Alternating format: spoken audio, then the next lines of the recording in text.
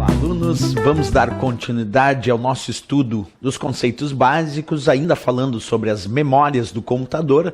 Agora nós vamos falar sobre a memória auxiliar ou secundária. Bem, quando falamos do termo memória auxiliar ou secundária, estamos falando da memória relacionada aos dispositivos de armazenamento de dados, como unidade de disco rígido, é memória auxiliar ou secundária.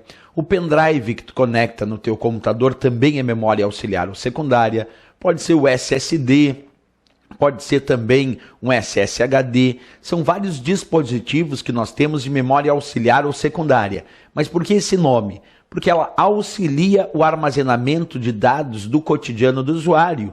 E justamente é a diferenciação dela entre o que nós vamos comparar com memória principal. A memória principal do computador, que é a memória RAM, é a responsável por manter os dados que estão em processamento. Quando nós falamos de memória auxiliar ou secundária, a ideia não é manter os dados que estão em processamento, e sim manter os arquivos do usuário, os seus programas, os seus dados armazenados sem que tenha volatilidade. Quer dizer, tu pode desligar o teu computador e os dados vão permanecer armazenados quando a memória é auxiliar ou secundária. Então, imagina que eu estou digitando um documento no Word. Enquanto eu estou digitando esse documento no Word e eu ainda não salvei em uma memória auxiliar ou numa memória secundária, esse documento só está na memória principal, na memória RAM. E se acabar a energia elétrica, eu corro o risco de perder os dados, porque a memória RAM, memória principal, é volátil.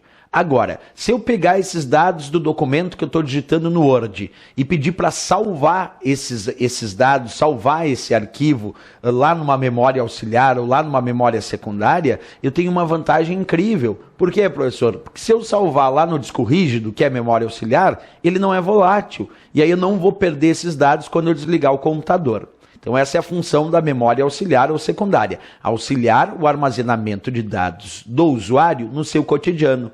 Exemplos de memória auxiliar, repetindo, o disco rígido, SSD, até mesmo um pendrive funciona como memória auxiliar ou secundária para o teu computador, certo?